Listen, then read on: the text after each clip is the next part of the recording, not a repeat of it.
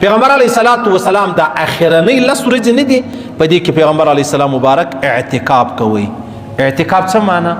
اعتکاف دا معنا د شرعي اعتکاف دی ته وایي چې تر ولاړ سي د روزې شلمې د لمر پرېوتو څخه مخکې د روزه ماته څخه مخکې راشي یو مسجد لره چې هلته 15 وخت لمونځ جوماتونه کیږي، بیا یا جامع مسجد دی، بیا ته راشي دلته نیت دا وکړي چې یاره زه د اعتکاف په نیت باندې کښېنم د چیښ د پیغمبر علیه الصلاۃ والسلام مبارک د سنت د وجې چې پیغمبر علیه السلام مبارک دا سنت چې دی هغه دی، نو بیا هغه د اختر د میاشتې تر لیدلو پورې هغه که د 29 میاشته و هم پروا نه لري، که د 13 و هم پروا نه لري، دا 10 ورځې چې کمې دي دی راشي مسجد لره د اعتکاف نیت وکړي، یعنی له ګناهو ځان راوګرځوي، له بازاره ځان راوګرځوي، له کاروباره ځان راوګرځوي، د ژوند نورې چارې چې کمې دي هغه پرېږدي، راشي د الله په دربار کې بستره اواره کړي، بس ټوله ورځ یا عبادت یا تلاوت یا ذکر یا استغفار یا قرآن یا بل بل بل بل په دور باندې تېرې سي،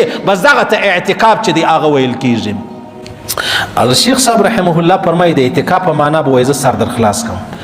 اعتکاف دې ته ویل کېږي چې یو سړی د چا کور لره ننواتې ورسي، لکه موږ کله له موږ سره یو پړه وسي، غلطي وسي، ګناه مطلب یو داسې کار راڅه وسي چې موږ چاته تاوان ورسوو، بیا په نیمه شپه موږ ورسو د هغه کور لره، موږ وایو زه ننواتې راغلی یم، ما به بخښې، ما ته به عفه کوې، لما غلطي وسوله، لما خطا وسوله، نو یاره ډېر کم به داسې کسان چې دا سړی ونه بخښي. ولې؟ وایي زما کور لره رالی، زما کمبلې لره رالی، زما چوکاټ لره رالی، زما در لره رالی، نو زه دا نه کوم، زه هغه کمینه نه یم چې څوک د چا در لره ورسي بیا عفه نه ورته کوي، وایي یا زه هغه یم چې زما در لره رالی، بس دا زما دپاره ډېر لوی د افتخار خبره ده، زما د خوا ته معاف یې. د شیخ صاحب رحمه الله فرمایي د الله په دربار کې د الله ته 10 ورځې تېرول د الله په کور کې، الله ما ته معافي وکړه، له ما ګناه وي، خطا وي، غلطۍ بل سوي دي، ما ته عفه وکړه. د شیخ صاحب رحمه الله فرمایي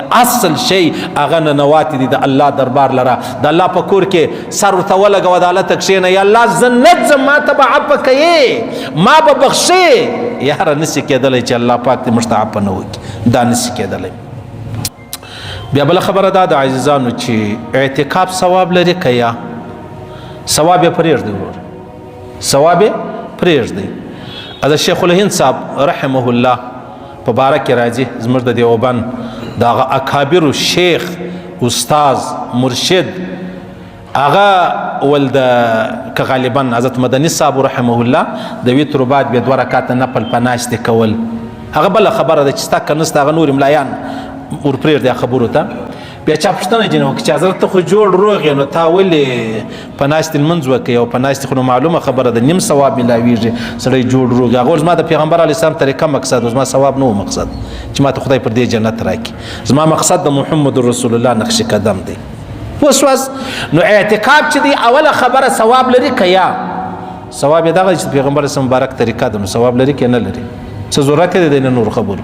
موږ مسلمانان موږ کلمه ویلې ده د پیغمبر اسلام کوم نبوت دی، زموږ ایمان دی چې قرآن ورباندې راغلی، زموږ ایمان دی، د هغه باید نور خبرو څه ضرورت دی؟ دا خو د شکمن سړي دپاره دی، دا د هغه چا دپاره چې هغه د الله او د رسول د دین اسلام په باره کې مشکوک نظر چې دی هغه لري، شکمن یې، حریان دی، په شش و پنج کې چې دا تواتور دی که سپین دی، ښه دی که بد دی. صحیح سلو. عبدالله ابن عباس فرمایي رضی الله تعالی عنهما، وایي ما د پیغمبر علیه السلام مبارک څه اورېدلي، دغه نږدې دی چې وفات شوی و پیغمبر علیه السلام مبارک، روضې ته اشاره وکړله، ول ما په خپله ځینې اورېدلي دي، ډېر وخت یې نه کېږي چې سړی یوه ورځ یا یوه شپه په اعتکاف کې کښېني، وایي پیغمبر علیه السلام مبارک وفرمایلي الله پاک دی 3 خندقه د جهنم څخه لرې کوي.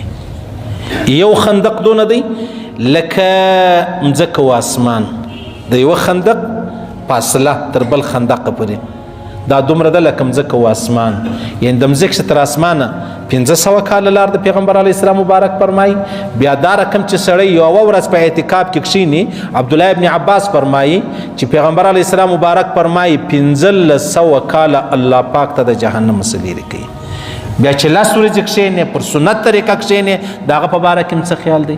بیا ترغیب و ترهیب مولوي صاحب یو حدیث نقل کړی دی، علامه شعراني حواله یې ورکړې ده چې هغه حدیث نقل کړی دی کم سړی په اعتکاف کې کښېني دا لس ورځې په سنت طریقه نیت د الله په خاطر الله پاک د 2 حجو او د 2 عمرو ثواب ورکوي. د 2 حجو او د 2 عمرو ثواب الله رب العزت ورکوي. علما فرمایي عزیزانو اعتکاف 3 ډوله دی، یو واجب دی، بل سنت دی او بل نفل دی. واجب دی ته ویل کیږي یو سړی را ولاړ شي و یاره که زما پلانی کار وسو زه 3 ورځې په اعتکاف کې کښېنم، نو بیا چې د کار وسلو پر ده بیا د اعتکاف واجب دی، سره د دې روزه به هم ورسره نیسي. پوه شواس؟ دې ته نظر ویل کیږي. دویم چې دی هغه سنت دی چې پیغمبر علیه الصلاة والسلام مبارک کله مدینه شریف لره رالی د اخرنۍ 10 ورځې پیغمبر علیه الصلاة والسلام په اعتکاف کې کښېنستی. په دغه اعتکاف کې پیغمبر علیه الصلاة والسلام ذکر او فکر چې دی هغه کوي. نو زما استاد لپاره هم دغه خبره ده چې چیرې یو مسجد دی 5 وخت لمونځ په جماعت پکې کیږي، د لارې مسجد نه چې نه ملا لري نه مؤذن لري نه مطلب مقتدیان لري، یا هلته چې چیرې جماعت لمونځونه کیږي پر دغه علاقې والا باندې بیا یو سړی کښېنستل دا 10 ورځې په اعتکاف کې دا سنت دی او سنت کفایي دی. کفایي څه معنا؟ کفایي دا معنا که په دې مسجد کې هیڅوک نه کښېنستی د دې ټولې محلې والا غاړې ورباندې بندې دي، یو سړی به لازمي کښېني. او د بده مرغه دا خبره موږ ملایانو ته سپارلې ده چې مولوي صاحب ته به په اعتکاف کې کښېنې. ولې؟ وایي ته مولوي صاحب یې. نو د مولوي صاحب دا ګناه د مولوي صاحب ده که د ټولې محلې والا ده؟ نو اوس مولوي صاحب په کور کې یوازې دی، بچان یې یوازې دي، طالب نسته، او ته په کور کې لس یې، بېروزګاره هم یې، بېکاره هم یې، او دا بله بل ورسره وایم پالتو هم یې، بیا هم په اعتکاف کې نه کښېنې. مولوي صاحب مې و دا خبره ته تړلې. مولوي صاحب یې په څه؟ د مولوي صاحب ګر څه کار دی په دې خبرو؟ ولې نو مولوي صاحب ته څه ورپېښه ده؟ د مولوي صاحب سمې غلام جوړ کړی دی، مزدور جوړ کړی دی، په غاړه کې م ټوټۍ ور اچولی دی چې چیرې بیایست هلته یې بیایست. ولې؟ ته مولوي صاحب چې زه مولوي صاحب یم، دا معنا چې ته ما ذلیله کوه؟ دا معنا ده چې زما په غاړه کې رسۍ راواچوه؟ دا نه ده.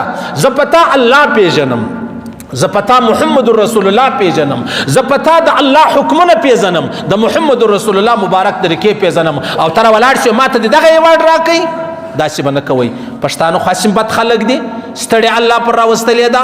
هغه کې یوه لویه بنیادي وجه دا ده چې د خپلو علماو سره هغه سلوک نه کوي چې کم د دین سره څوک کوي. د دین زده کړه پر ما او تا فرض ده. دین محترم دی، مکرم دی، معظم دی. چې کم ده د دین زده کړې والا دی چاته ور زده کوي هغه بیا ولې بې عزته دی، هغه ولې ذلیله دی. که دین محترم دی نو چې کم بیا د دې خادم دی هغه به محترم وي، هغه زده کړې والا هم بیا محترم دی. صحیح سلو؟ نو د مولوي صاحب کار نه دی. ها مولوي صاحب خالي مالیه والا ته ووایي چې راسئ یو سړی کښېني د ټولې محلې والا غاړې خلاصیږي. او بل چې دی هغه نفل دی عزیزانو. نفل بیا دې ته ویل کېږي یو سړی وایي یاره زه دا 10 ورځې ټیم نه لرم، زه د اخري 10 ورځې د روزې زه دا ټیم نه لرم، قرار رالی په مابینځ کې 2 ورځې ټیم پیدا کړی هلې مسجد لره، بس د هلته بستره کښېښوله 2 ورځې یا 3 ورځې یا 4 ورځې یا نیمه ورځ یا نیمه ګنټه یا 1 ساعت رالی خپل ذکر یې کوئ، د اعتکاف نیت یې وکړئ، و دغه ته نفلي اعتکاف ویل کېږي. پوه شواست؟ لکه دعوت تبلیغ والا چې کله ولاړ سي په جماعت کې نو هلته بیا دی چې شوکې په مسجد کې اوسېږي د اعتکاف نیت وکړي. هغه نو که 1 ورځ وه که نیمه ورځ وه که پوره ورځ وه که 2 ورځې وې که 3 ورځې ولې هغه نفلي اعتکاف دی، په هغه کې بیا ډېر شرطونه نشته. ډېر شرطونه چې دي هغه په واجب اعتکاف کې دي چې سړی نظر وکړي، او ډېر شرطونه چې دي هغه په سنت اعتکاف کې دي چې کله یو سړی را ولاړ سي څه وکړي؟ سنت اعتکاف نیت وکړي دی مسجد لره راسي، نو د هغه دپاره بیا څه مسایل چې دي هغه سته. اوس خبره دا ده چې ښځه اعتکاف کولی سي که نه سي کولی؟ و ښځه په اعتکاف کې کښېنستلی سي په خپل کور کې علیحده یوه کمره معلومه کړي، بس هلته دا ذکر کوي، فکر، تلاوت و بل که کوچنی بچی ورسره و هم پروا نه لري، بچی سره ژوند تېرولی سي. حتی که خاوند ورغلی یو مجلس ورسره وکړي، علاوال ورسره وکړي هم پروا نه لري. که یو سړی په مسجد کې په اعتکاف کې ناست و کور والا ورله راله هم پروا نه لري. پیغمبر اسلام مبارک لره به خپلې بیبیګانې راتللې، یا د هغه رقم مطلب یو زنانه ده په کور کې هغه وایي یاره ما د پخېدو څوک نسته، زه یوازې یم، نور کوچنیان دي. دا حالت ته چې دا په کومه حجره کې یا په کومه کمره کې یا په کومه خونه کې یا په کوم وطا کې دا ناسته ده، دا د دې دپاره د مسجد حکم لري، عدالت دې په اعتکاف کې کښېنې بیا دې خپل پخلی هم کوي خپل یو سالن معلم پخ کړي یا پلانې ضرورت کار دی هغه هم کولی شي پروا نه لري څه مشکل چې دی هغه سته نه خو شرط دا دی چې د الله په خاطر به کښېنې شرط دا دی چې ته به په هغه کې ذکر و عبادت کوې شرط دا دی چې ته په هغه کې الله راضي کوې او که د دې دپاره چې پلانۍ به وایي چې دا داسې بزرګه ده په اعتکاف کې هم کښېنستلې وه نو بیا ضرورت پرې زه هم نه وي هغه هلته د باندې چې ګرځي زما خیال هغه پر بي دي صحیح سلو د ښځې دپاره هم جایزه ده د نارینه دپاره خو معلومه خبره ده ها صرف خبره دا ده چې کومه زنانه په اعتکاف کې کښېنستله نو بیا و هغې ته دا چې کومه کمره د هغه خو د مسجد حکم سو نو د باندې وتلو اجازه بیا نشته د خپل ضرورت دپاره سته د اوداسه دپاره د بل شي دپاره ضرورت اجازه سته لیکن د هغه څه علاوه بیا نشته او که ته چیرې ولاړې یوه خونه تا منتخبه کړې وه بیا ولاړې بلې خونې لره یا بل ځای ولاړې کښېنستې هلته دې مطلب هسې ټیم پاسوي نو هغه ستا چې کوم سنت اعتکاف دی هغه ګویا نه اوسو ټیک دی صحیح د الله پاک و هغه ته پر هغه باندې وتا ته ثوابونه و اجرونه چې دي هغه درکې خو الله پاک دې بس موږ وبخښي الله دې موږ ته توفیق راکړي خبرې د اورېدلو نه دي د عمل کولو زه هم او تاسو هم الله پاک دې موږ ته ټولو ته رانصیب کړي